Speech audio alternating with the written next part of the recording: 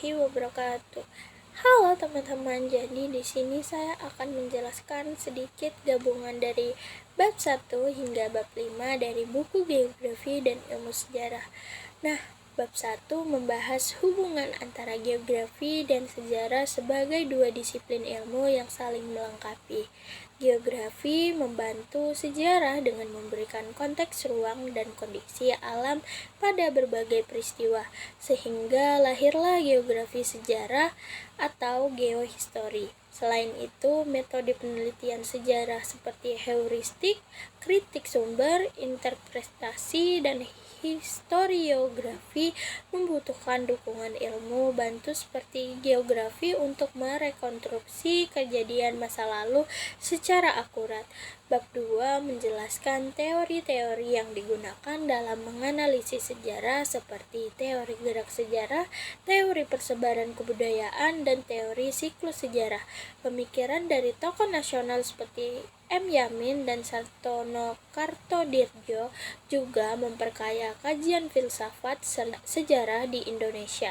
Teori-teori ini membantu memahami pola perubahan sosial dan budaya dalam konteks sejarah global maupun lokal.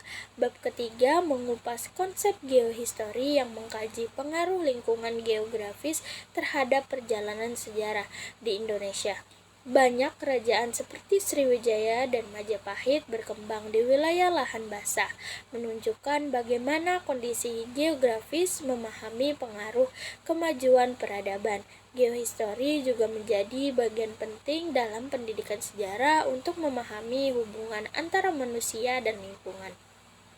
Bab 4 menyoroti hubungan manusia dan alam melalui 3 pendekatan, yaitu determinisme, posibilisme, dan adaptasi. Determinisme berpendapat bahwa alam menentukan kehidupan manusia. Posibilisme menekankan kebebasan manusia dalam memanfaatkan peluang dari alam, sedangkan adaptasi menunjukkan kemampuan manusia menyesuaikan diri dengan lingkungan melalui inovasi. Ketiga pendekatan ini memberikan perspektif yang saling melengkapi dalam memahami dinamika sejarah. Nah, bab 5 menegaskan peran geohistory sebagai ilmu bantu sejarah. Geohistory menjelaskan pengaruh faktor geografi seperti iklim, morfologi bumi, dan posisi geografis terhadap perkembangan peradaban.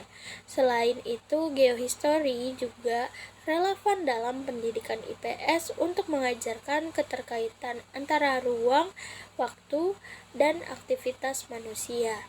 Jadi, secara keseluruhan, bab 1 hingga bab 5 menekankan pentingnya sinergi antara geografi dan sejarah dalam memahami perkembangan peradaban manusia. Geohistory menjadi jembatan yang menghubungkan kedua disiplin ilmu ini, memberikan wawasan yang mendalam tentang bagaimana kondisi geografi membentuk perjalanan sejarah. Itu saja. Wassalamualaikum warahmatullahi wabarakatuh.